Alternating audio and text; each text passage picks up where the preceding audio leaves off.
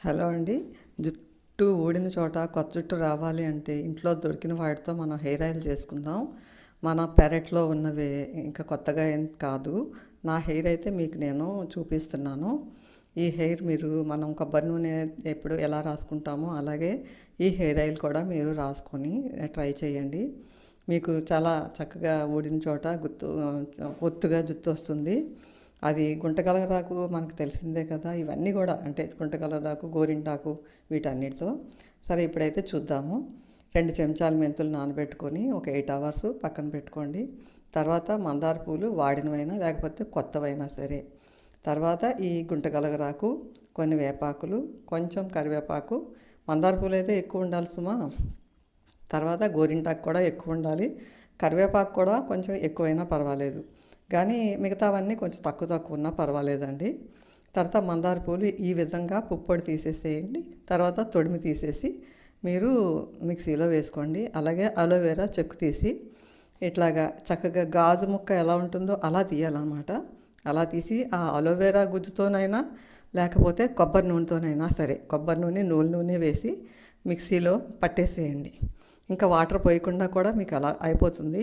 లేదనుకోండి, మామూలుగా గుజ్జు అయిందనుకోండి, అట్లా ముద్ద నూరిన మిక్సీలో ముద్దని కొబ్బరి నూనె ప్లస్ నువ్వుల నూనె ఈ రెండు వేసుకోండి.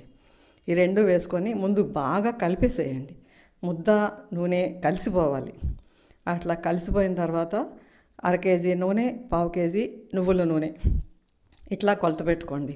లేదా ఈక్వల్గా వేసుకున్నా పర్వాలేదు. ఇట్లా వేసుకొని మొత్తం ముద్ద అంతా, నూనె అంతా కలిసిపోయినట్టు పెట్టి పొయ్యి మీద పెట్టుకోండి. చాలా అంతా మరిగిపోయి బుడగలు బుడగలన్నీ వచ్చి మొత్తం నూనె మిగులుతుంది. అలా ఉన్న నూనెని 3 రోజులు అట్లానే వదిలేసేయండి. అదే గిన్నెలో వదిలేసేయండి, ఏం కాదు. తర్వాత ఆ 3వ రోజు మాత్రం నల్లగా దిగుద్దండి.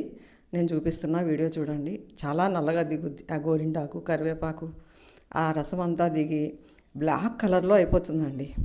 ఇప్పుడు మీరు చక్కగా పొడిగా చేయి ఉంచుకుని ఆ పొడి చేతితో గట్టిగా పిండేసేయండి. పిండేసి మీరే చూడండి. తర్వాత అసలు వేస్ట్ అనేది మనకి చాలా చాలా తక్కువ ఉంటుందండి. అంతే, చూసారా? దాన్ని కంపోస్ట్లో పడేసుకోండి, లేకపోతే ట్రాష్లో పడేసుకోండి, అది మీ ఇష్టం.